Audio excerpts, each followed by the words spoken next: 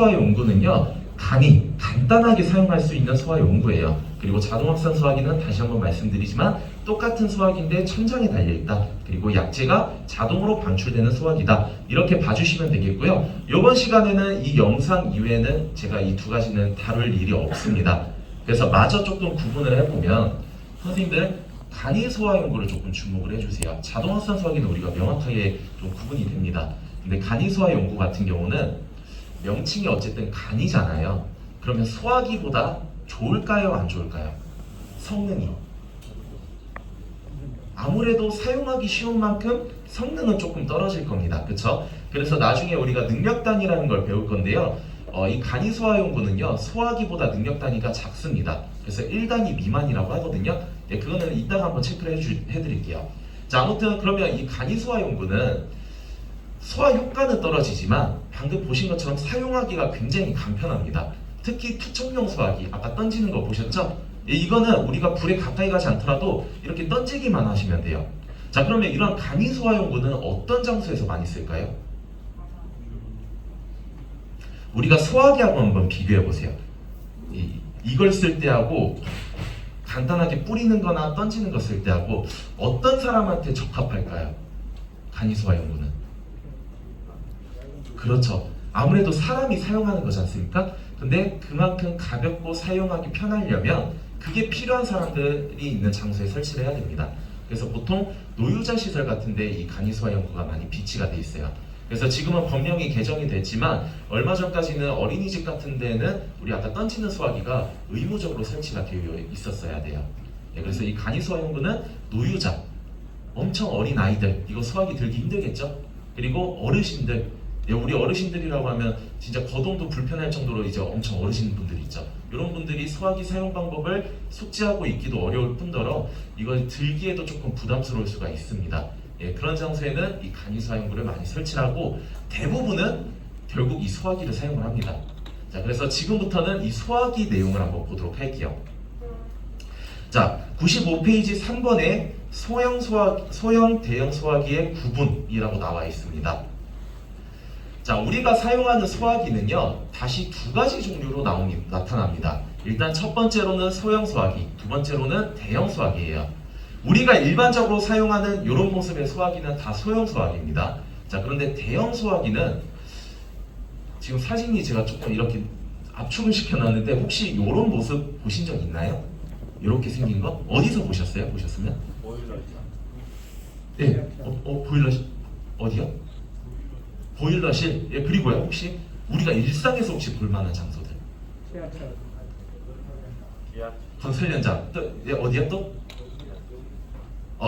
다양한 장소들이 많이 나오네요. 우리가 일상에서 볼 수 있는 장소들은 대표적으로 지하철 역사 같은데 보신 적 있으시죠? 그렇죠? 예, 지하철 역사 같은데 가보면 다니다 보면 갑자기 엄청 큼직한 빨간 통이 하나 있습니다. 그게 수레 같은데 실려 있어요. 그게 이제 대형 소화기거든요. 자, 그러면 이 소형 소화기하고 대형 소화기를 구분하는 기준이 무엇이냐? 바로 능력단이라는 겁니다. 자, 일단 소형 소화기 능력단위부터 한번 볼게요. 소형 소화기 같은 경우는 능력 단위가 1단위 이상, 그리고 당연히 대형 소화기보다는 능력이 작겠죠. 그래서 대형 소화기 미만이라고 되어 있습니다. 아까 간이 소화 연구는 소형 소화기보다 아무래도 능력 단위가 작겠죠. 그래서 1단위 미만이 되는 겁니다. 자, 그 다음에 대형 소화기 능력 단위가 어떻게 되어 있습니까? A급 화재에 있어서는 10단위 이상, B급에는요 20단위 이상이라고 되어 있습니다. 어제 소방학개론 배우셨죠? 그렇죠? A급 화재가 무슨 화재예요? 일반 화재. B급은요? 유료 화재죠? 예, 그래서 A급 일반적인 화재에서는요, 이 대형 소화기가 그 숫자로 표현했을 때 10만큼의 능력을 가지고 있고요.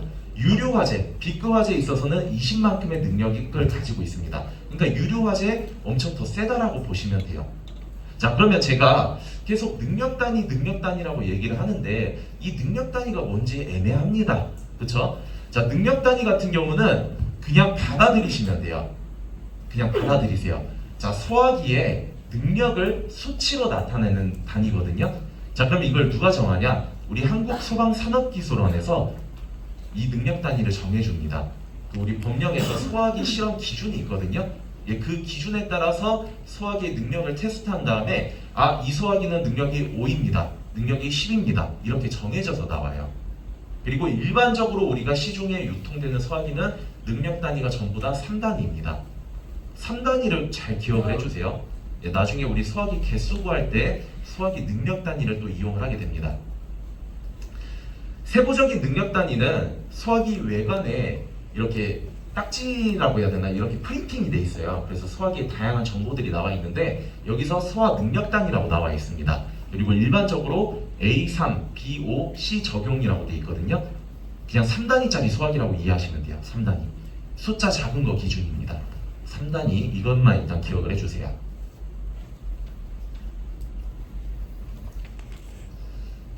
자, 되셨죠?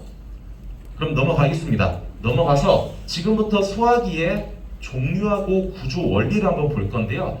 이거 보시기 전에 우리 소방학개론 시간 때 배웠던 내용을 한번 복습을 해보겠습니다. 자, 우리가 소방학개론 시간 때 연소의 요소에 대해서 배웠을 거예요. 굉장히 중요합니다. 시험에 무조건 나와요, 그거. 예, 시험에 무조건 나옵니다. 자, 우리 소화의 요소 4가지가 있었죠? 4가지 뭐뭐뭐 있습니까? 이 앞에 있죠? 첫 번째로, 그렇죠, 불에 탈 수 있는 가연물이 필요하겠죠? 두 번째로는요, 그렇죠, 불이 나려면 산소가 공급이 돼야 됩니다. 세 번째로는요, 그렇죠, 불을 지피기 위해서는 우리가 라이터라든가 성냥 같은 것들이 필요하죠. 그게 점화원의 역할을 합니다. 그리고 마지막 4번째로는요, 연쇄 반응. 이렇게 4가지 조건이 반드시 필요합니다. 자, 요거하고 연계해가지고 같이 배우셨겠지만 우리 이런 연소의 요소는요, 화재가 발생하기 위한 최소 조건이라고 이해를 하시면 돼요. 그 뜻은요, 이 4가지 조건 중에서 한 가지라도 없다라고 하면 불은 발생하지 않는다는 뜻입니다. 이거에 입각해가지고 우리가 소화의 4요소를 표현을 해볼 수가 있는데, 먼저 가연물을 제거하는 방식의 소화가 뭐죠? 제거 소화가 있죠. 예, 가연물을 아예 없애버리거나 주변에 가연물을 치워가지고 화재가 확산되는 것을 방지하는 방법입니다. 두 번째로 산소를 차단하는 거는요, 질식소화죠. 그래서 산소의 농도를 14에서 15% 이하로 낮춰주거나 주변에서 공급되는 산소를 차단해주는 방식입니다. 그리고 점화 에너지를 차단해주는 거는요, 냉각소화죠. 예, 에너지라고 막 표현을 하니까 조금 어렵게 느껴지실 수 있는데, 우리가 열을 가하는 것들 있죠, 다 에너지예요. 열 에너지라고 합니다. 그래서 이러한 점화 에너지를 차단해주는 거는 온도를 낮춰주는 방식의 냉각소화라고 표현을 해요. 자, 마지막 연쇄 반응. 어떻게 차단하죠? 억제소화 혹은 부촉매소화라고 하죠. 예, 그래서 부촉매소화 방법을 이용해가지고 연쇄 반응을 차단해줄 수가 있습니다.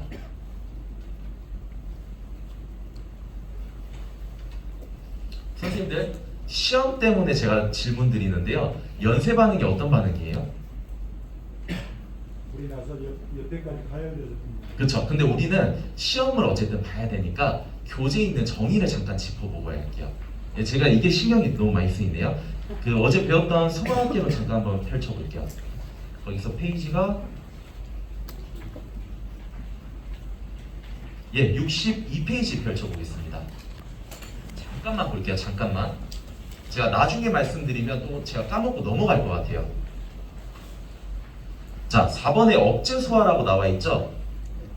자, 억제소화는 어떤 방식의 소화 반응이라고, 소화 방법이라고 되어 있습니까? 한번 읽어보세요. 억제소화란 연소의 4요소 중 연속적인 산화 반응, 즉 연쇄 반응을 어떻게 한다고요?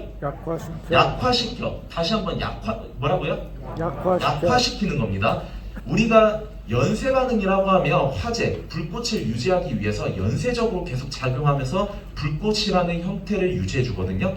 근데 억제소화는요, 이 연쇄 반응을 약화시키는 겁니다. 제가 이걸 강조드리는 이유가 우리 소화학개론 관련 문제에서 아까 연소의 4요소 반드시 나오고요, 소화 방법 4가지 반드시 나오는데 정답으로 자주 출제가 되는 게 억제소화입니다. 이렇게 나와요. 다음 소화 방법들 중에서 설명으로 틀린 것을 고르시오 해가지고 1번 제거소화, 2번 질식소화, 3번 냉각소화 설명 다 잘 나와 있습니다. 근데 4번에 억제소화 쪽에, 억제소화란 연소의 4요소 중 연쇄 반응을 활성화시켜 연소가 계속되는 것을 불가능하게 하는 방법이다 라고 나오거든요. 이거 선생님들 급한 마음에 빠르게 읽잖아요. 약화시켜를 못 보고 활성화시켜를 못 보고 넘어갑니다. 그래서 이상한 정답을 찍어요. 그래서 약화시키는 단어를 좀 잘 봐주시면 좋을 것 같아요. 굉장히 쉬운 문제인데 오답률이 되게 높아요, 이게. 예, 이거 체크하고 다시 돌아오겠습니다. 자, 아무튼 우리가 연수의 4요소를 기준으로 소화의 4요소까지 한번 살펴봤는데요. 자, 그러면 95페이지 4번의 소화기의 적응화제를 한번 보도록 할게요. 자, 소화기의 적응화제를 보시면 총 4가지가 나옵니다. 첫 번째로 A급 화제. 무슨 화제죠, 이게? 일반 화제. 예, B급, C급, D급, K급을 제외한 나머지 화제가 이 A급 화제입니다. 그래서 일반적인 가연물이 타고 난 다음에 재가 보통 남죠. 그래서 재가 남는 화제를 지칭을 하고요. B급 화제는요, 유류 화제죠. 기름 증기에서 발생하는 화제입니다. 그래서 따로 뭔가 그 잔여물이 남지가 않아요. 그리고 C급 화제는 통전 중인 전기에서 발생하는 전기 제품에서 발생하는 화재가 C급 화재예요. 자, 그리고 K급 화재는요. 그렇죠. 똑같이 기름 화재인데 일반적인 B급에 해당되는 유류하고는 특성이 좀 다릅니다. 그리고 해당 기름들은 거의 다 주방에서 사용을 해요. 그래서 식용유, 동식물유 이런 것들에서 발생하는 화재는 전부 다 K급 화재라고 표현을 합니다. 자, 그런데 여기서 뭐가 빠져 있습니까? D급이 빠져 있죠. D급이 왜 빠져 있을까요? 자, 제목을 보시면 소화기의 적응 화재라고 되어 있습니다. D급 화재, 우리 A급, B급, C급, D급, K급 중에서 가장 위험성이 높고 화재의 강도가 센 화재를 꼽으라고 하면 금속 화재입니다. D급 화재. 굉장히 세다 보니까 화재가 발생하면 소방관들도 이거를 그냥 냅둬 버려요. 다 탈 때까지. 끄기가 너무 힘듭니다. 그래서 주변에 가연물들 더 이상 확산되지 않도록 치워버리고 꺼질 때까지 이렇게 구경만 하고 있어요. 그런 경우들이 꽤 많습니다. 굉장히 끄기가 힘들거든요. 그런데 그만큼 위험한 화재를 소화기 가지고 끌 수 있을까요? 예, 아무래도 못 끌 겁니다. 그래서 소화기의 적응 화재에서는요, D급 화재가 빠져 있어요. 교재가 잘못된 게 아닙니다. 예, 그래서 이렇게 한번 체크를 해주시면 되겠고요. 자, 그러면 이 내용 우리 복습 간단하게 한번 했으니까 지금부터 진짜로 종류를 한번 보도록 할게요. 자, 우리가 이번 시간에 소화기 종류 살펴볼 것은 총 3가지입니다. 첫 번째로 분말 소화기, 두 번째로 이산화탄소 소화기, 그리고 세 번째로는 한론 소화기입니다. 자, 그러면 먼저 분말 소화기부터 한번 보도록 할게요.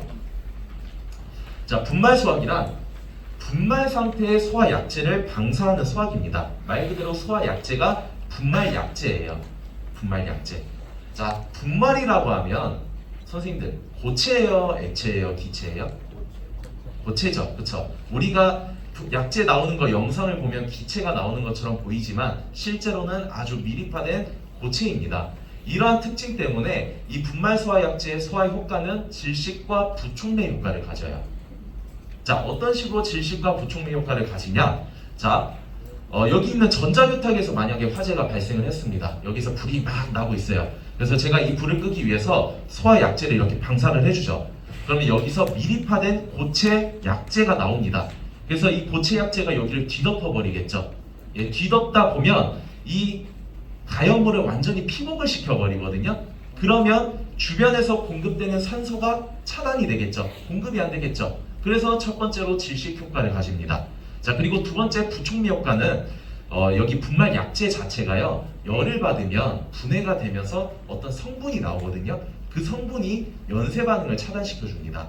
그래서 두 번째 효과가 부촉매 효과를 가지는 거예요. 그래서 이 소화 효과 잘 체크를 한번 해주시고 밑에 테이블 하나 있죠?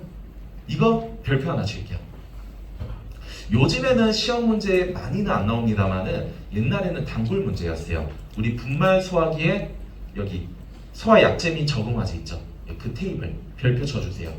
제가 봤을 때 시험 문제 내기가 되게 좋아요. 우리 시험 문제는 객관식이죠? 그리고 사지선다형입니다. 보기 4개 중에서 정답 하나를 고르는 건데 여기서 선생님들께서 정답을 낸다라고 하면 뭐가 나올까요? 그렇죠. 제가 체크를 해놨죠? 예, 유일하게 구분되는 게 A, B, C급 구분이 되죠. 예, 그래서 특히 이 약재 제1인산 암모늄을 좀 잘 체크해 주시면 되겠습니다. 자, 우리가 분말 소화 약재로 사용하는 주 성분이 크게 4가지가 있는데요. 첫 번째로는 제1인산 암모늄입니다. 이름이 진짜 어렵죠? 예, 그런데 어쩔 수 없이 조금 받아들이셔야 돼요. 예, 성분 자체 명칭이기 때문에. 예, 그리고 두 번째로는 탄산수소 나트륨, 세 번째로는 탄산수소 칼륨, 네 번째로는 탄산수소 칼륨에다가 요소 성분을 더 넣은 거예요. 좀 계량을 한 겁니다. 그래서 이렇게 네 가지 약재를 주로 많이 사용을 하는데, 이때 각각의 주성분마다 옆에 적응 화제를 한번 보시면요, 제1인산 암모늄을 제외한 나머지 세 가지는 B급하고 C급의 적응 화제에 적응성이 있다라고 되어 있습니다. B급이 뭐였죠? 유류 화제, C급은요? 전기 화제. 그러다 보니까 이 소화 약재들은요, 일반 화제에 있어서는 소화 성능이 떨어져요. 근데 우리가 일반적으로 화제가 발생하면 거의 다 일반 화제이긴 하죠. 그러다 보니까 아무래도 얘네들은 사용 빈도가 많이 떨어질 겁니다. 그래서 선생님들께서 업체 사장님이라고 해도, 이 소화기를 만드는 업체 사장님이라고 해도 비슷한 가격이 들어가는데 ABC급을 만들겠어요? BC급을 만들겠어요? ABC급을 만들겠죠? 그래서 우리가 일반적으로 보는 이 소화기들은 전부 다 제1인산 암모늄이라고 돼 있어요. 아무래도 가성비가 좋으니까요. 그래서 제1인산 암모늄을 잘 체크해 주시면 되겠습니다. 예, 이거는 BC급에다가 추가로 일반 화재에도 적응성이 있다는 점, 그리고 약재의 색이 다몽색이라는 점, 예, 이렇게 한번 체크를 해주시면 되겠습니다. 자, 넘어가서 96페이지에 구조를 한번 볼게요. 예, 구조 보기 전에 잠깐 앞에 사진을 보겠습니다. 왼쪽 소화기하고 오른쪽 소화기하고 같은 소화기일까요? 뭔가 제가 질문 드리는 이유는 있겠죠. 같은 소화기는 맞습니다. 둘 다 분말 소화기예요. 자, 그런데 생김새도 혹시 같나요? 다르다라고 하면 어떤 차이점이 있습니까? 오, 찾으시네요. 저 이거 사진 깨져가지고 못 찾으실 줄 알았거든요. 예, 잘 안 보이시겠지만 오른쪽 소화기는요, 저기 동그란 게 하나 달려 있어요. 예, 동그란 거. 그리고 왼쪽 소화기 같은 경우는 동그란 게 하나 없습니다. 자, 둘 다 분말 소화기인데 왼쪽에 있는 소화기는 가압식 분말 소화기고요, 오른쪽에 있는 소화기는 우리가 일반적으로 알고 있는 축압식 분말 소화기입니다.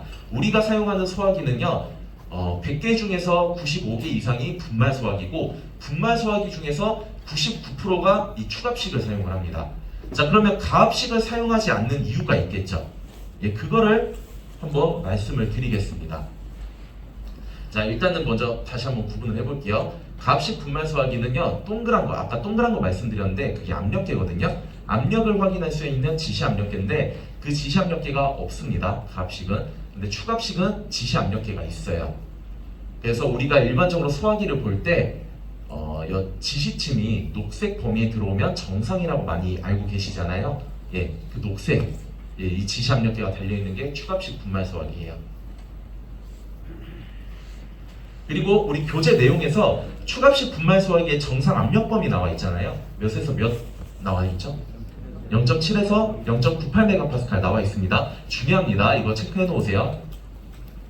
예, 다시 돌아와가지고, 예, 우리가 가압식을 왜 사용하지 않는지를 한번 보겠습니다. 자, 가압식 소화기 같은 경우는 구조를 보시면 이렇게 생겼어요. 통 안에 쬐끄만 통이 하나 더 들어가 있습니다. 자, 우리가 소화기 같은 경우는 방출하는 방식이 가스가 약재를 밀어내가지고 약재가 나오는 방식이거든요. 그래서 우리 눈에 봤을 때는 약재도 나오는데 동시에 가스가 푸시하고 이렇게 같이 나와요. 자, 그러면 가압식 분말 소화기 같은 경우는 이 쬐끄만 통 안에 가스가 들어가 있습니다. 이 가스가 쬐끄만 통 안에 들어가야 되다 보니까 압력을 엄청 줘가지고 집어넣어 놨어요. 그리고 약재는 여 밑에 이렇게 충전이 되어 있습니다. 자, 그러면 우리가 손잡이를 누르면 어떤 식으로 약재가 나오냐? 자, 손잡이를 눌렀을 때 저 쬐끄만 가스 용기 있죠? 예, 가압가스 용기인데 이 가압 용기를 타겟침이 탁 뚫어줘요. 그러면 내부에 있는 가스가 방출이 되면서 아래쪽에 있는 분말 약재를 밀어냅니다. 밀어내면서 약재가 이렇게 방출이 돼요. 자, 반면에 축압식 분말 소화기 같은 경우는 따로 가스 용기가 없어요. 그냥 이 통 안에 가스하고 약재가 섞여 있습니다. 그래서 우리가 손잡이를 누르면 그냥 약재가 바로 가스하고 같이 방출되는 방식이에요. 그런데 이 가압식 소화기하고 축압식 소화기하고는요, 가압가스 용기가 있냐 없냐 요 차이 때문에 압력계의 존재 유무가 차이가 발생하거든요. 방금 가압식 분말 소화기 같은 경우는 가압가스 용기가 있었잖아요. 근데 쬐끄만 용기 안에 가스를 집어넣다 보니까 압력이 굉장히 셉니다. 그러다 보니까 따로 압력이 부족한지 여부를 확인할 필요가 없어요. 왜냐하면 이미 압력이 충분히 세니까요. 그래서 압력계가 없는 겁니다. 근데 추갑식 분말 소화기 같은 경우는 그냥 약재하고 같이 충전이 됐는데 압력이 상대적으로 낮습니다. 그러다 보니까 얘는 시간이 오래 지났을 때 이 내부에 가스가 누설이 되면서 압력이 떨어질 위험성이 높아요. 예, 그러다 보니까 수시로 압력을 확인해 주라는 의미에서 지시 압력계가 들어가 있는 겁니다. 그래서 우리는 항상 녹색 범위에 들어가 있는지를 체크를 하는 거고요. 자, 그러면 이렇게 말로만 들어봤으면 추갑식 분말 소화기는 압력도 매번 확인을 해줘야 되는데 가압식이 더 나은 거 아니야? 이렇게 생각하실 수 있어요. 근데 문제는요, 가압식 분말 소화기가 지시 압력계가 없다는 게 너무 문제가 됩니다. 이런 문제가 발생을 해요. 폭발. 가압식 분말 소화기는 애초에 압력이 굉장히 셉니다. 그러다 보니까 따로 지시 압력계를 넣지는 않는데, 그러다 보니까 우리가 압력이 얼마나 높은지 확인할 길이 없어요. 그러다가 사용을 해버리면 압력이 너무 높은 나머지 폭발을 해버립니다. 그래서 옛날에 우리 가압식 소화기를 한창 사용을 할 때 그런 사고들이 있었어요. 뭐 60대 어르신이 불 끄려고 소화기를 사용을 했는데 그 소화기가 터져버린 거예요. 그래서 그 어르신이 이제 사망했던 사례도 있습니다. 아무래도 그렇게 위험성이 높다 보니까 현재는 가압식 분말 소화기의 생산을 중단했습니다. 그리고 있다라고 하면 사용을 해서도 안 돼요. 폐기를 하셔야 됩니다. 그래서 지금은 오로지 추갑식 분말 소화기만 사용을 한다는 점, 잘 구분해 주시면 되겠습니다.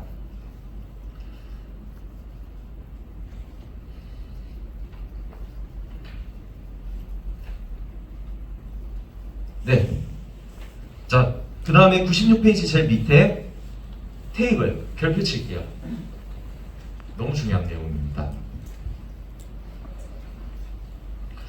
이 테이블의 제목 뭐라고 되어 있습니까? 분말 소화기 내용 연수 및 폐기 방법이라고 되어 있죠. 자, 내용 한번 보겠습니다. 1번에 분말 소화기 내용 연수, 뭐 첫 번째로 관련 근거가 나오죠. 그래서 소방시설 설치 및 관리에 관한 법률 시행령 뭐 어쩌고 저쩌고 법령 넘어가겠습니다. 두 번째 주요 내용이 중요하죠. 주요 내용에 저처럼 별표를 쳐주세요. 소화기의 내용 연수를 10년으로 하고, 여기까지만 체크를 해주시면 됩니다.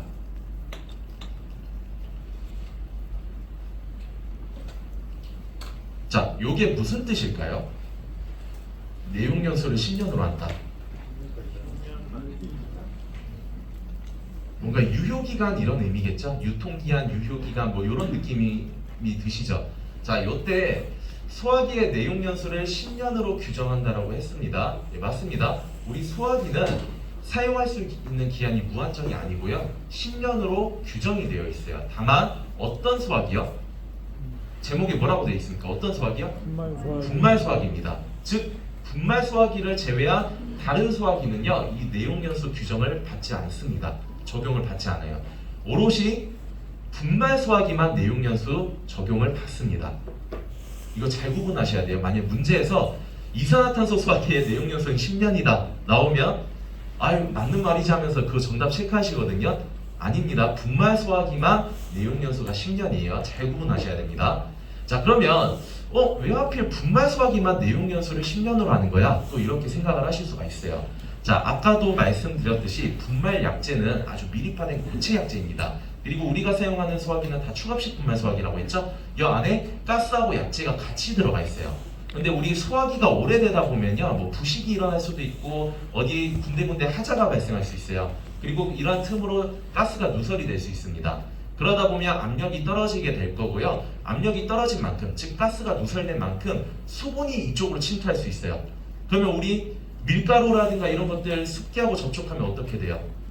굳어버리죠? 분말 약재도 굳어버립니다. 그러다 보니까 이 내부를 우리가 직접 눈으로 확인할 수 없기 때문에 우리가 통계적으로 보니까 10년 정도가 지나면 분말 소화기는 맛이 가버린다. 이렇게 규정을 두는 겁니다. 그래서 우리 눈에는 멀쩡해 보이지만 이 해당 소화기가 제조일자를 기준으로 10년이 지났다. 그러면 해당 소화기는 사용 능력이 이제 좀 소화 능력이 많이 떨어졌으니까 폐기하라는 뜻이에요. 여기까지 이해되셨나요? 그래서 분말 소화기만 적용된다는 점을 꼭 기억을 해주시고 나머지 이산화탄소 소화기나 아니면 저 할론 소화기 얘네들은 다 가스 소화 약재거든요. 그래서 굳을 일이 없어요. 그래서 적용을 받지 않습니다. 그래서 10년 잘 체크를 해주십시오. 그리고 나머지 내용 한번 쭉 읽어보고 이해 안 되시면 이따 질문하시면 되겠습니다. 그리고 밑에 분말 수화기 폐기 방법. 옛날에는 우리가 분말 수화기를 폐기할 때 내용연수 제도가 도입되고 직후에는 저기 소방서라든가 뭐 구청 혹은 동사무소 그런 데서 다 받아줬거든요. 예, 수화기 지난 것들은. 근데 지금은 아예 정착이 됐습니다, 제도가. 그래서 생활 폐기물 신고 필증을 구매하고 부착해서 버려주시면 돼요.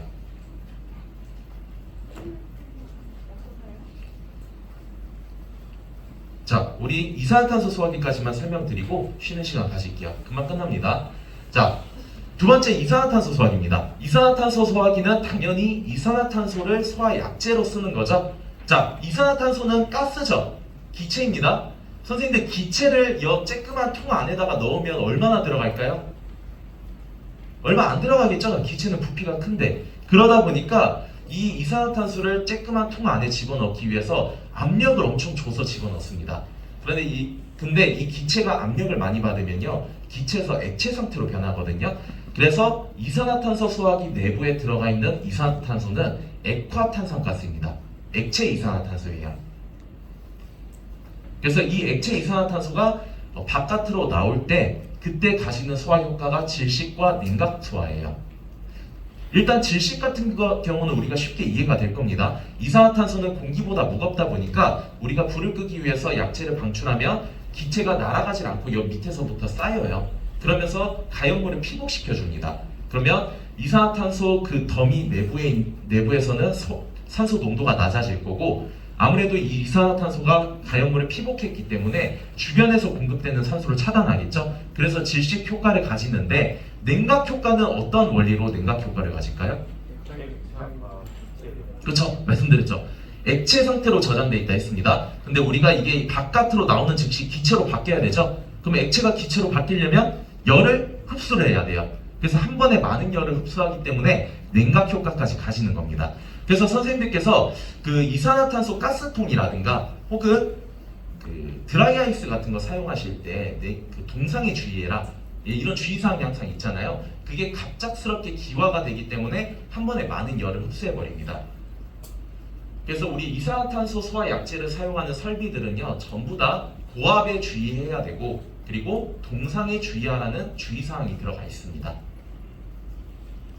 예, 이 정도까지만 체크를 해주시면 돼요. 자, 그러면 여기까지 구조는 특별한 건 없습니다. 요거 하나만 봐주세요. 아까 분말 소화기하고 달리 이산화탄소 소화기는 굉장히 크죠? 약재 나오는 부분이. 콘이라고 명칭을 붙이거든요. 예, 이거는 동상 방지를 위해서, 그리고 고압에 견디기 위해서 저렇게 큰 나팔 모양의 약재 방출구를 가지고 있습니다.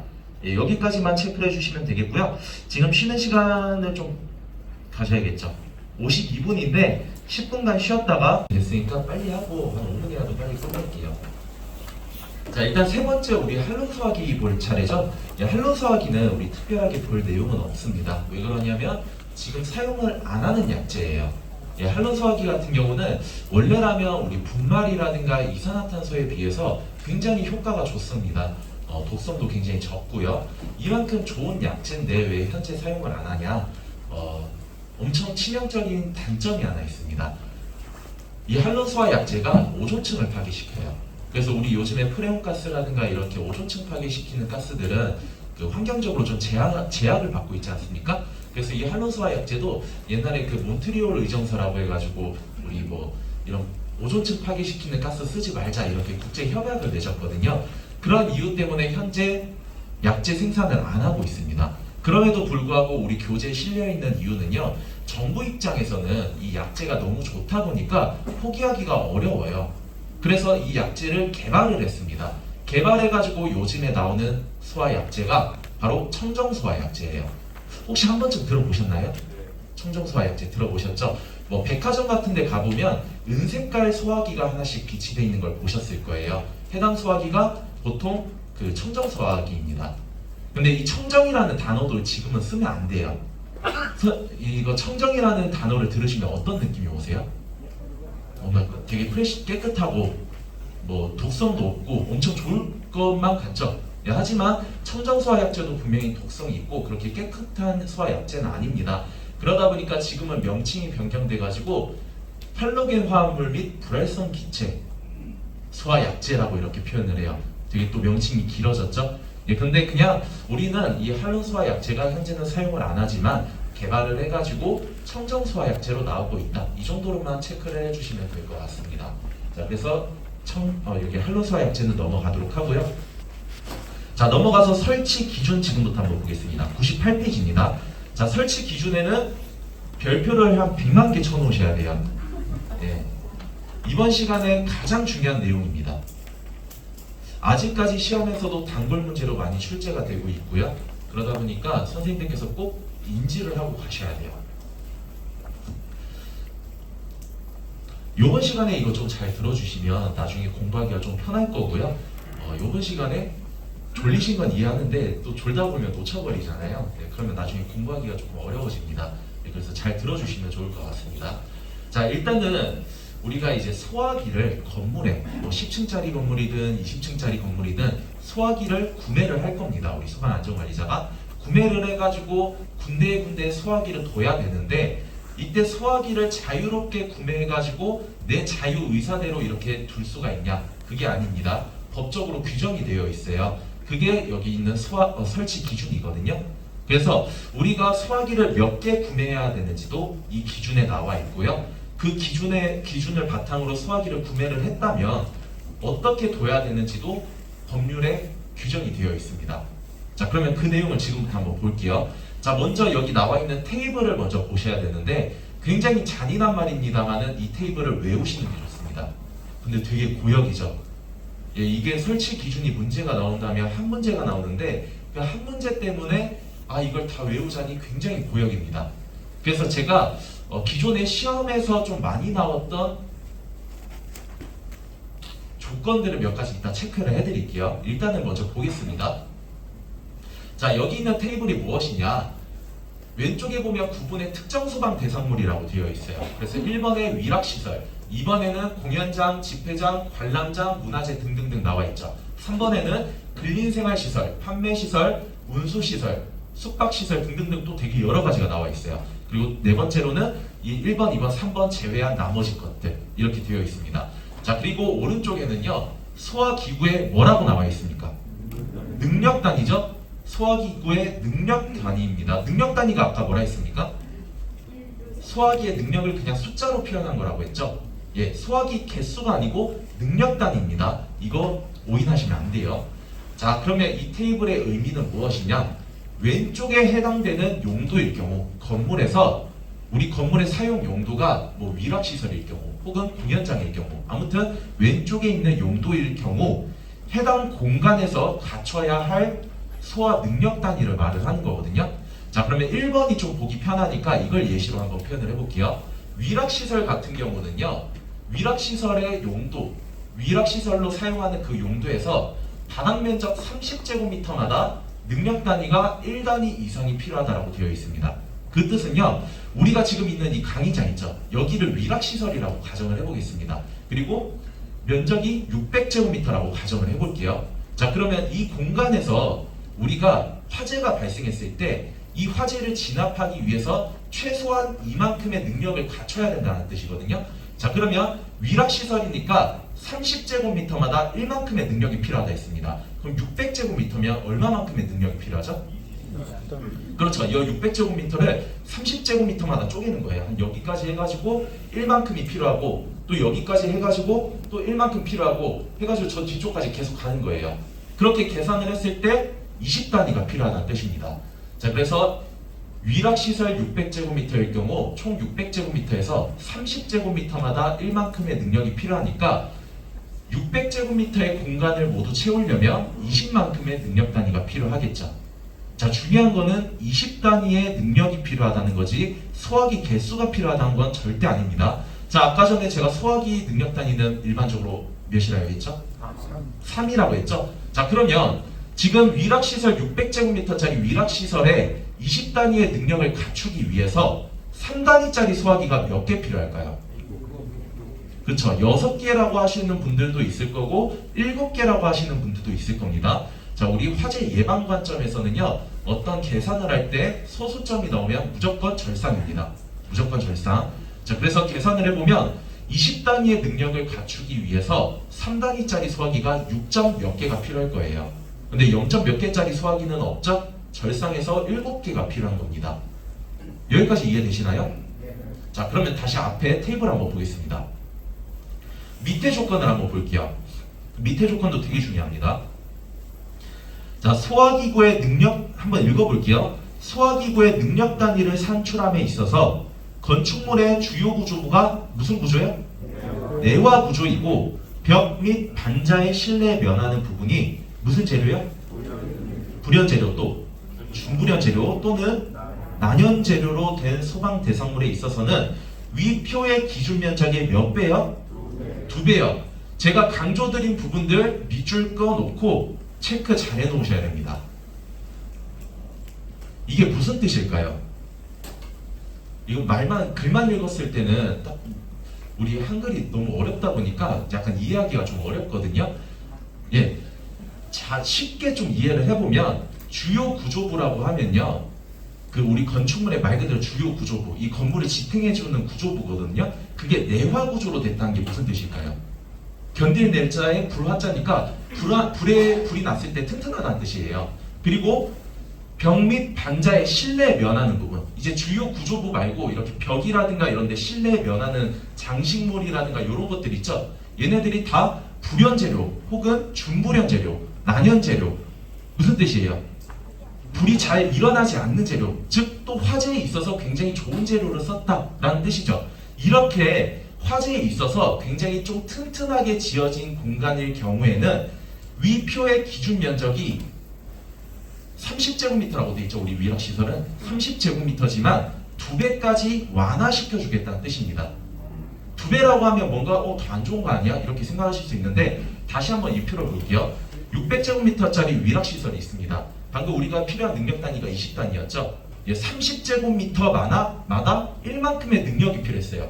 근데 화재에 있어서 되게 튼튼하잖아요. 그래서 기준 면적을 2배로 하면 원래 한 여기까지 1만큼의 능력이 필요했는데 2배로 늘려준 겁니다. 아, 여기까지 1만큼의 능력을 갖추면 돼. 완화시켜준 거죠. 예, 그래서 만약에 내화 구조이면서 불연 재료를 쓸 경우에는 어떻게 계산해야 되죠? 600 나누기 60이 되겠죠. 그러면 얼마의 능력 단위가 나옵니까? 10단위죠? 10개 소화기가 아니죠? 10단위의 능력을 갖추면 됩니다. 자, 그러면 3단위짜리 소화기로 10단위를 갖추려면 몇 개 필요합니까? 4개 필요하겠죠? 소화기 개수가 줄어들었네요? 더 좋아진 거죠. 왜냐하면 화재에 있어서 굉장히 튼튼한 재료를 쓰고 튼튼한 구조로 지어졌기 때문에 아, 너는 화재에 있어서 굉장히 튼튼한 건물이야. 그러니까 소화기 7개까지 필요 없어. 4개만 갖추면 돼. 이런 뜻입니다. 여기까지 이해되셨나요? 자, 그러면 추가로 한번 보겠습니다. 자, 여기부터 이제 조금 헷갈려요. 자, 다시 한번 우리 위락시설을 예시로 한번 들어보겠습니다. 지금 우리가 있는 이 공간이 600제곱미터짜리 위락시설이죠. 방금 전에는 지금 우리 이 공간이 다 뚫려 있잖아요. 예, 그래서 이걸 기준으로 설명을 드렸는데 여기에 갑자기 방이 하나 있습니다. 이렇게 방이 하나 있어요. 방이 있는데 이 방이 굉장히 쬐끄만 공간이면 상관이 없는데 어느 정도 크기 이상이 돼버리면요, 이 방을 별도의 실내로 구분을 하는 겁니다. 그 기준 면적이 33제곱미터예요. 10평, 10평입니다. 자, 그러면 어떻게 계산을 하냐? 우리가 있는 이 공간 600제곱미터지만 이 600제곱미터 안에 33제곱미터 이상이 되는 이 방이 하나 더 있을 경우에는요, 이 방이 어쨌든 구획이 돼 있지 않습니까? 그래서 여기서 불이 나면 지금 이 공간에서 불이 난 거하고 별도로 보는 거예요. 그래서 여기에다가 소화기를 한 대 더 비치를 해야 된다, 이 뜻입니다. 자, 그런데 여기까지는 일단 이해됩니다. 근데 막상 계산하면 헷갈리는 게 있어요. 이건 이따 말씀드리고 예시 문제를 한번 풀어보겠습니다. 자, 일단은 소화기 능력 단위 3단위입니다. 여기 A3, B5, C 적응이라고 되어 있는데 제일 숫자 작은 거 기준으로 한다 했죠? 3 기준으로 하시면 돼요. 자, 3단위짜리 소화기고요. 용도, 이 공간의 용도는 업무시설입니다.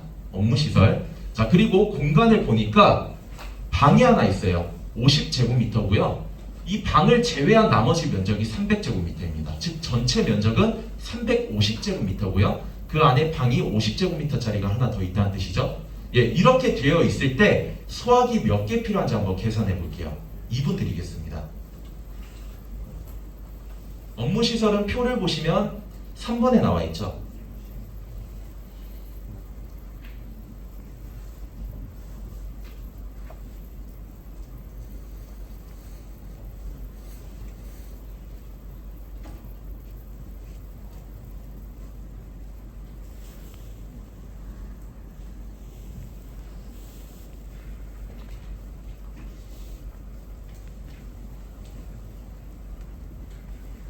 우리 소화기 개수는 0. 몇 개짜리 소화기가 없으니까 절상인데 능력 단위는 절상 아닙니다. 예, 능력 단위는 뭐 소수점이 나올 수 있어요.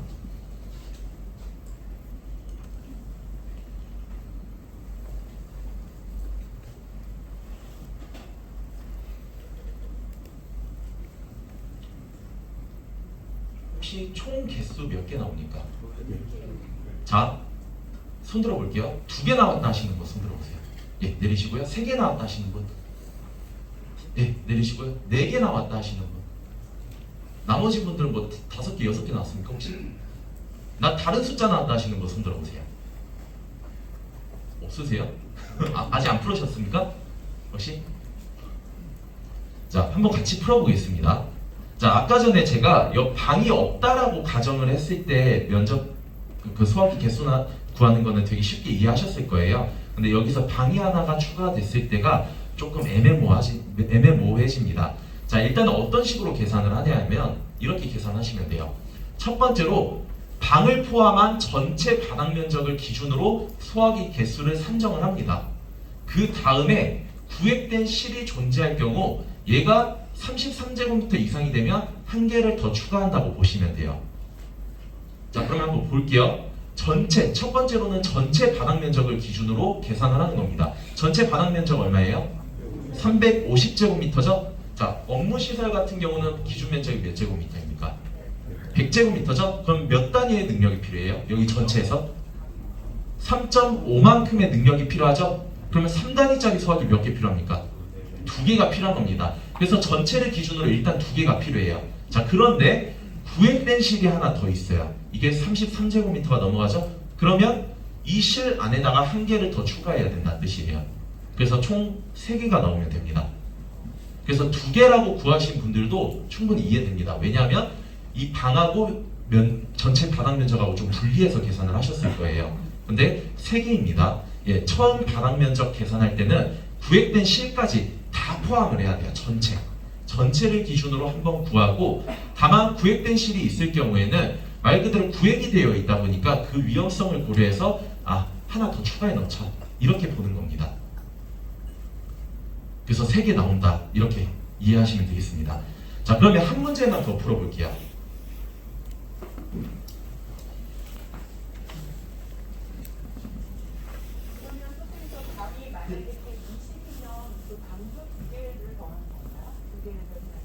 어떤 말씀이세요? 방이 50이잖아요. 예. 만약 120이면. 120이면 네. 그때는요 우리가 120제곱미터까지 가버리면요 그냥 아예 별도의 실로 구분을 하시면 돼요. 그거는 법령 해석에 따라서 조금 달라집니다. 근데 만약에 우리가 시험 문제를 기준으로 생각을 한다라고 하면 이 구획된 실이 제시가 안 되는 경우들이 대부분이에요. 저는 본 적이 없어요. 근데 혹시 몰라가지고 일단 구획된 실까지 말씀드리는 겁니다. 그래서 우리가 시험 문제에서 보통 나오면 어떤 식으로 나오냐?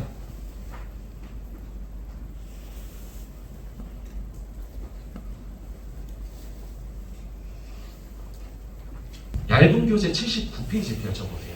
얇은 교재 79페이지. 거기 8번 문제인가요? 8번 문제 한번 보시겠어요? 보통 시험 문제가 출제가 되면 거의 그 8번 문제하고 동일한 형태로 나와요. 거기서 조건만 조금 바뀝니다. 그래서 구획된 실이 존재한다라는 조건은요, 제가 시험 감독 들어갔을 때는 본 적은 없어요. 왜냐하면 구획된 실이 들어갔을 때는 그 구획된 면적이 더 넓어질 경우 이거를 그 전체 면적 안에 포함된 실로 볼 것인지 아니면 별도의 면적으로 구분을 해서 계산을 해야 될 것인지 이렇게 법령 해석에 따라서 조금 달라질 수 있는 부분이기 때문에 논란의 여지가 조금 있습니다. 예, 그렇기 때문에 잘 잘 제시가 안 돼요. 만약에 제시가 된다라고 하면 딱 33제곱미터보다 조금 넘어가는 면적으로 제시가 되겠죠. 예, 논란이 일어나지 않게끔. 예, 그렇게 좀 이해를 해주시면 되겠고, 일단 우리는 이 내용이 너무 어렵다라고 하면 전체 바닥 면적만 좀 기억을 하셔도 괜찮을 것 같습니다. 자, 그러면 지금부터 8번 문제 역시 시간 2분 드릴게요. 한번 풀어보겠습니다.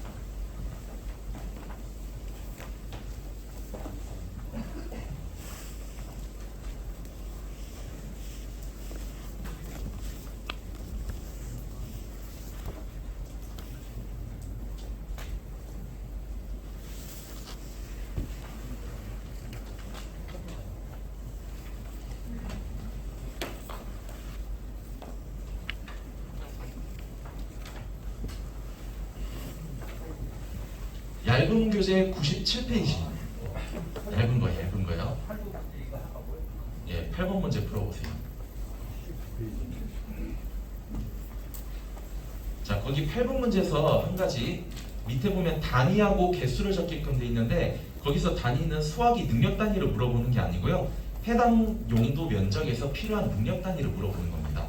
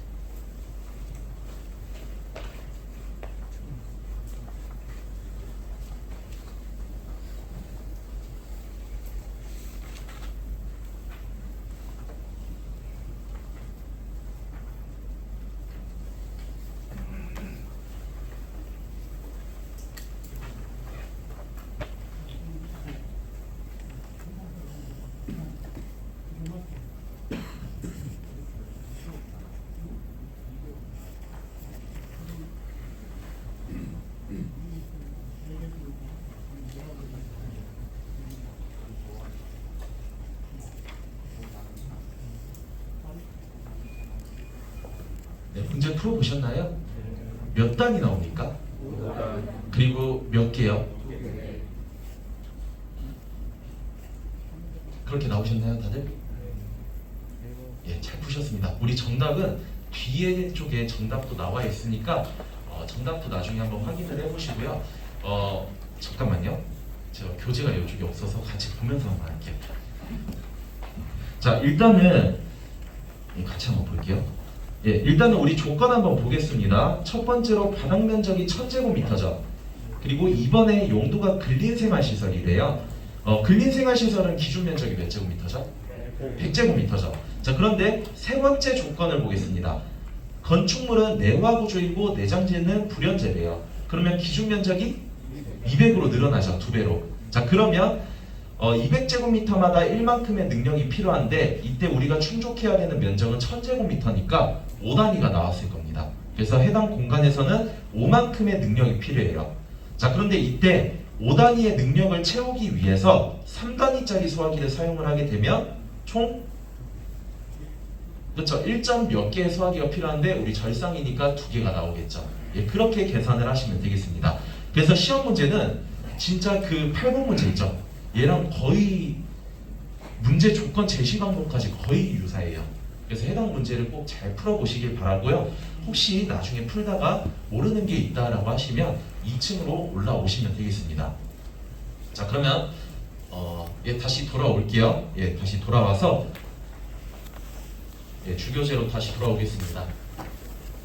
예, 아무튼 저는 일단은 뭐 추가로 추가 바닥 면적까지 계산하는 거에 대해서 일단 말씀드렸고, 마저 좀 설명을 드리면 업무 시설이니까 100제곱미터였고요. 따로 조건이 없었습니다. 그래서 첫 번째 조건이 전체 바닥 면적 기준으로, 즉 350제곱미터에서 100제곱미터를 나누면 3.5단위가 나오고요. 그에 따라서 소화기 개수는 3단위짜리 2개가 들어가야겠죠. 그래서 일단 전체를 기준으로 2개를 구했습니다. 그 다음에 구획된 시를 보니까 33제곱미터가 넘어가서 1개를 더 추가를 해준 거죠. 그래서 총 3개가 필요한 거예요. 자, 그러면 이렇게 우리가 바닥 면적을 기준으로 소화기 개수를 구했습니다. 자, 구하고 난 다음에는 이 소화기를 어디 구석에다가 쌓아놓으면 될까요? 안 되겠죠. 군데군데 비치를 해줘야 돼요. 그때 비치하는 기준이 소형 소화기는 보행거리 20m마다, 대형 소화기는 30m마다 이제 비치를 해주셔야 돼요. 기준 중요합니다. 밑줄 쳐놓고 별표 쳐주세요. 그 뭐 소화기 관련된 문제가 나올 때 소형 소화기는 보행거리 뭐 30m마다 비치를 해야 된다 이런 식으로 나올 수가 있거든요. 20m마다 하나씩 설치를 합니다. 뭐 하나 추가로 더 말씀을 드리면 여기서 이제 소방안전관리자로 실제 선임을 하시는 분들도 있을 테니까 요분들께 좀 팁을 하나 드리면요. 우리가 실제로 내가 관리하는 건물에서 소화기가 제대로 개수가 비치가 되어 있는지를 확인하고 싶어요. 그러면 원래 FM대로면 바닥 면적 계산해가지고 소화기 개수 맞는지 그리고 보행거리 20m가 맞는지 이걸 다 확인해야 되는데 바닥 면적 계산 안 하셔도 돼요. 그냥 보행거리 20m마다 있는지만 보시면 됩니다. 왜냐하면 얘가 훨씬 더 센 기준이에요. 그래서 보통 바닥 면적 기준으로 소화기 개수 산정해가지고 구매하죠. 그걸 20m마다 비치를 해놓으면 소화기 부족합니다. 그래서 더 구매해야 돼요. 그래서 실제로 점검 저희가 진단을 나가도 그냥 소화기 바닥 면적 개수 계산 안 하고요. 그냥 보행거리 20m마다 있는지 봅니다. 그게 훨씬 더 센 기준이라는 것만 참고를 해주시면 될 것 같아요. 예. 자, 그리고 뭐 여기까지 해가지고 일단 소화기 개수 구하는 내용들은 다 다뤄봤고요. 여기서 다루지 않은 내용들 몇 가지만 좀 체크를 해보겠습니다. 자, 일단은 99페이지를 보시면 3번에 보일러실, 발전실, 변전실 등 부속 용도로 사용되는 부분에 대하여는 소화기구 및 자동 소화 장치를 추가하여 설치한다. 보일러실이라든가 발전실, 변전실 같은 데들은요 아무래도 화재 위험성이 굉장히 높습니다. 그래서 바닥 면적을 논외로 하고 무조건 소화기를 별도로 비치를 해놓거나 아까 말씀드렸던 자동 소화 장치 있죠? 이 천장에 고정되어 있는 거 이거를 설치를 해놔야 돼요. 만일의 사태에 대비해가지고 불을 끌 수 있도록 소화기구를 비치를 해놓으셔야 됩니다. 자, 그리고 5번에 보시면 능력 단위가 2단위 이상이 되도록 소화기를 설치해야 할 특정 소방 대상물 또는 그 부분에 있어서는 단위 소화 용구의 능력 단위가 전체 능력 단위의 2분의 1을 초과하지 아니하게 한다 라고 되어 있죠. 요거는요 우리 법에서 그 소화기를 원래 그 능력 단위를 계산해서 비치하게끔 이제 규정을 하고 있는데 단위 소화 용구로 일정 부분 대체를 할 수가 있어요. 예, 그게 절반 50%입니다. 2분의 1까지만 대체가 가능해요. 근데 내가 간이 소화 용구가 사용하기 편하니까 2분의 1을 넘어서 뭐 100%다 간이 소화 용구만 비치를 해놓겠다. 이거는 안 된다는 겁니다. 왜냐하면 단순히 숫자로 산출했을 때는 충족을 하지만 실질적으로는 이 간이 소화 용구가 불을 끌 수 있는 화재의 규모는 한정이 되어 있어요. 그렇기 때문에 2분의 1을 초과하시면 절대 안 됩니다. 다만 노유자 시설의 경우에는 이를 제외한다 돼 있죠. 노유자 시설은 노약자분들, 어린아이들이 많다 보니까 간이 소화 용구로 더 대체를 할 수가 있습니다. 네, 그리고 6번 보시면 소화기 이제 설치 기준, 그 비치하는 기준이에요. 네, 그래서 사람이 바로 쉽게 들고 사용할 수 있도록 바닥으로부터 높이 1.5m 이하 여기에다 비치를 해야 되고 소화기가 비치된 데에는 소화기 표지 붙여 놓으셔야 돼요. 여기에 소화기가 있습니다 라고 알려주는 표지죠. 이런 것들을 부착을 해야 된다 뭐 이런 내용입니다. 그래서 나머지 내용들은 나중에 한번 가볍게 읽어보세요. 자, 넘어가서 이제 소화기 점검 한번 보도록 하겠습니다. 101페이지부터 103페이지까지인데 이것도 한번 읽어보시면 돼요. 읽어보시면 되는데 제가 진짜 실무적인 내용으로 소화기 점검 방법 말씀드릴게요. 요약해서 말씀드리겠습니다. 자, 소화기를 점검을 할 때는요 3가지만 보시면 돼요. 3가지. 우리가 사용하는 소화기는 대부분 무슨 소화기라고 했죠? 분말 소화기라고 했죠? 분말 소화기 중에서도 어떤 분말 소화기요? 그쵸, 추갑식. 추갑식은 뭐가 있다고 했죠? 압력계가 있다고 했죠? 그래서 우리가 보는 소화기는 다 이런 형태로 생겼을 겁니다. 자, 그러면 제가 선생님들께 소화기를 하나씩 딱 드리면서 점검해 보세요 라고 하면 선생님들은 보통 제일 먼저 뭘 확인을 합니다. 뭐 확인하시죠? 그쵸, 얘가 눈에 띄니까 압력계가 눈에 띄다 보니까 압력계부터 이렇게 들고 확인을 하세요. 그리고 어느 정도 알고 계시는 분들은 뒤집습니다. 이렇게 뒤집어서 흔들어요. 근데 흔드실 필요까지는 없습니다. 자, 아무튼 압력계부터 확인을 하는 것도 맞아요. 자, 그러면 일단은 요약을 한번 해볼게요. 교재에 있는 내용 요약해서 말씀드리겠습니다. 자, 내 앞에 소화기가 이렇게 비치가 되어 있으면요, 어쨌든 내 눈에 다 들어오는 쬐끄만 소화기다 보니까 점검 방법이 굉장히 간단합니다. 첫 번째로는 사용할 수 있는 멀쩡한 상태인지를 보시면 돼요. 겉에 보시면서. 그래서 이게 불났을 때 사람이 쓰면 제대로 쓸 수 있는 상태인가를 보시면 돼요. 어디 찌그러져 있진 않은지, 호스가 찢어져 있진 않은지, 어딘가가 탈락되어 있진 않은지, 혹은 안전핀을 뽑았으니까 이 안전핀이 제대로 달려 있는지, 이런 것들. 그러니까 외관상에 뭔가 얘가 사용하는 데 있어서 이상 여부가 있진 않은지, 그러니까 외관 상태를 이렇게 한번 쭉 보시면 돼요. 이게 첫 번째 내용입니다.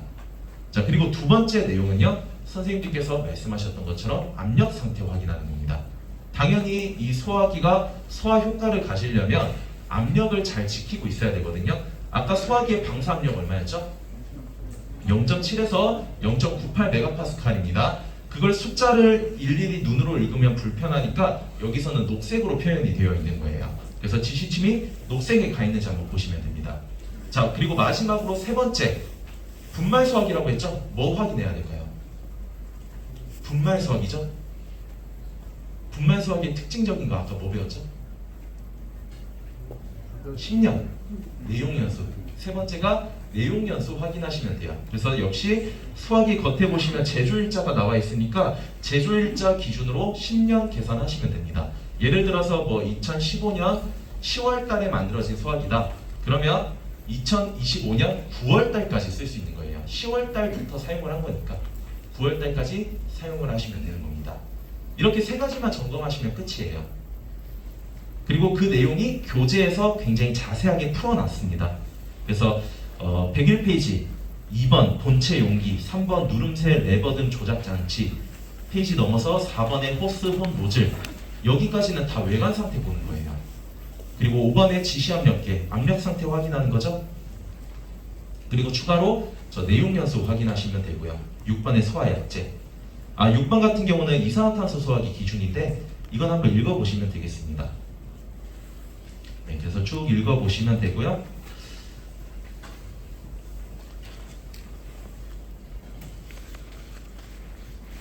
자, 또 페이지 넘어와서 104페이지 한번 보겠습니다.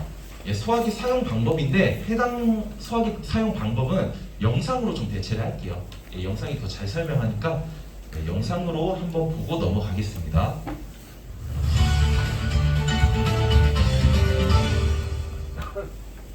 꼭 필요할 때 유용하게 사용하기 위해서는 평소 올바른 점검과 관리 방법뿐 아니라 사용 방법까지도 반드시 숙지하고 있어야겠습니다.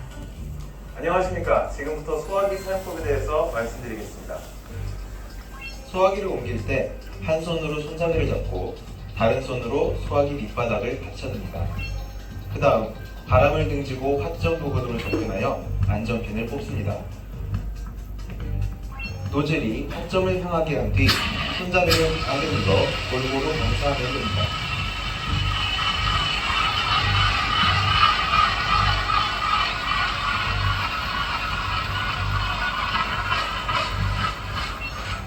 마지막으로 소화가 완전히 되었는지 확인합니다. 실습을 마친 후에는 모의 시험대에 잔류하고 있는 약재나 유류, 물을 안전하게 폐기합니다.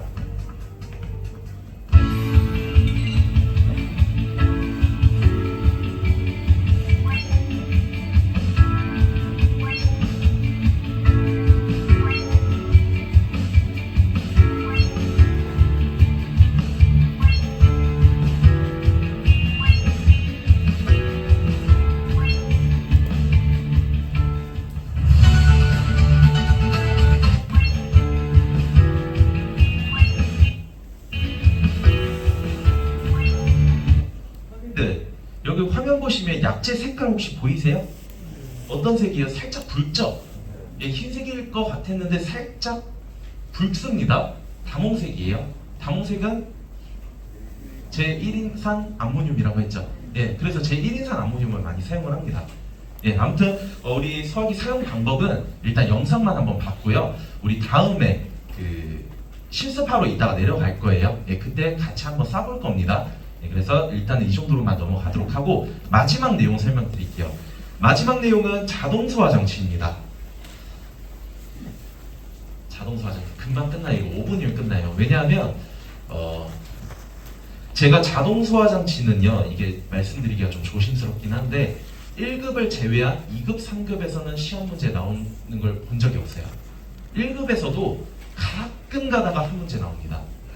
그러다 보니까 중요도에 대해서는 뭐 딱히 강조드릴 필요는 없을 것 같고요. 간단하게 이 설비가 어떤 설비인지 이 정도만 좀 말씀드리고 마치도록 하겠습니다. 자, 일단 용어가 조금 많이 헷갈릴 겁니다. 앞에서 배웠던 자동 확산 소화기가 있었고 여기서는 자동 소화장치죠. 소화기라는 이름이 들어가냐 안 들어가냐 이 정도 차이인데 자동 소화장치도 자동 확산 소화기랑 비슷한 맥락으로 보시면 됩니다. 다만 설비가 조금 더 세세하게 들어가 있어요. 자, 그러면 어떻게 들어가 있는지 한번 보겠습니다. 교재에 있는 사진을 보시면 우리 아파트 주방 같은 데다가 요즘에 신축 아파트 주방 같은 데 보면 가스레인지 위쪽에 이렇게 약재가 나오는 토출 부분이 있어요.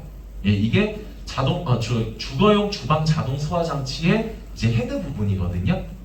예, 요거까지는 뭐 딱히 보실 필요는 없습니다. 일단 전체적인 동작 원리만 말씀드릴게요. 자, 우리가 가스레인지를 막 사용을 해요. 그런데 이 가스가 어느 순간 누설이 되고 그로 인해서 화재가 발생할 수 있습니다. 자, 그러면 처음에 가스가 누설이 되면 이 주거용 주방 자동 소화 장치의 구성도를 보셨을 때 수신부가 있고 여기 약재가 나오는 부분이 있고 방출구가 있습니다. 그리고 문제가 아니고 포인트는 가스가 누설이 됐을 때 혹은 화재가 발생했을 때 누설 여부 혹은 화재 발생 여부를 탐지하는 탐지부 혹은 감지부가 들어가 있거든요. 자, 그러면 처음에 가스가 누설만 됐어요. 그러면 이 탐지부에서 가스 누설 여부를 탐지한 다음에 수신부한테 신호를 보내줍니다. 야, 지금 가스 누설됐어. 그러면 이 수신부가 가스 밸브를 자동으로 탁 잠가줘요. 누설을 차단해주는 거죠. 그런데 가스 누설 여부를 떠나가지고 더 나아가서 화재까지 발생을 했습니다. 그럼 여기 있는 감지부가 화재 발생 여부를 감지해가지고 수신부한테 야, 지금 불났어 하면서 신호를 보내주는 거예요. 그러면 수신부가 소화약재 저장 용기를 개방시켜가지고 방출구를 통해서 약재가 나오는 형태입니다. 뭐 대략적으로 이런 식으로 동작한다는 것 정도만 봐주시면 되겠고요. 이게 저는 시험에 안 나올 거라고 생각을 하는데 그럼에도 불구하고 운이 안 좋게 우리가 시험지를 받았을 때 이 문제가 나올 수도 있겠죠. 예, 그때를 대비해가지고 몇 가지만 좀 체크를 해보겠습니다. 자, 1급을 기준으로 좀 말씀을 드리면 1급에서 시험 문제가 나올 때 주거용 주방 자동 소화 장치의 점검 방법, 점검 내용으로 옳지 않은 것을 고르시오 혹은 옳은 것을 고르시오 이런 문제가 나오거든요.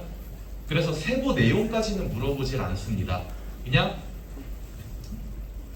106페이지 2번에 주거용 주방 자동 소화 장치 점검이라고 있잖아요. 그래서 1번에 가스 누설 탐지부 점검, 2번에 가스 누설 차단 밸브 시험, 3번에 예비 전원 시험, 4번에 감지부 시험, 그리고 107페이지 5번에 제어반 점검, 수신부 점검이라 돼 있죠. 그리고 6번에 약재 저장 용기 점검. 이렇게 명칭 정도만 시간 나실 때 눈에 좀 익혀 놓으시면 되겠습니다. 세부 내용까지는 안 물어봐요.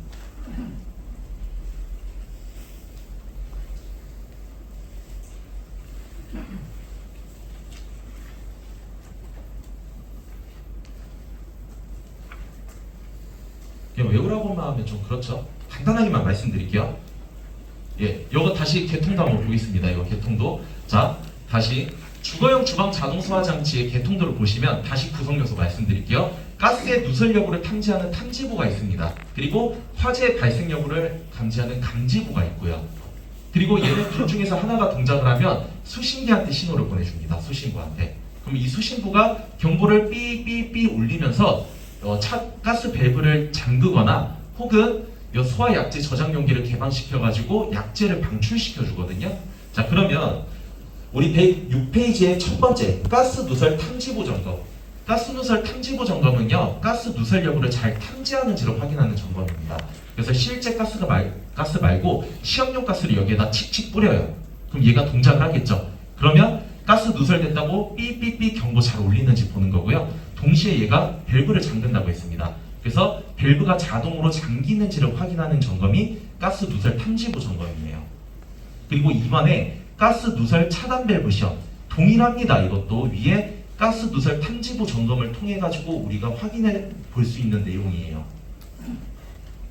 그러니까 가스 밸브가 자동으로 잠기는지 보는 겁니다. 그리고 세 번째 예비 전원 시험. 이게 전기를 공급받는 장치다 보니까 우리 정전으로 인해서 전기가 차단됐을 경우 원래 동작을 멈추거든요. 그때를 대비해서 안에 건전지가 하나 더 들어가 있습니다. 그 건전지가 예비 전원이고요.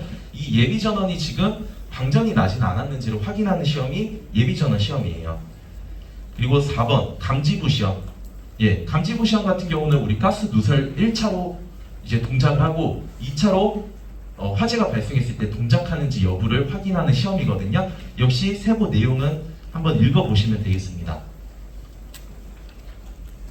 예, 나머지 내용들은 그냥 읽어보시면 돼요. 예, 특별한 건 없습니다. 자, 일단은 뭐 수업 내용은 여기까지가 끝이고요. 혹시 질문 있으십니까?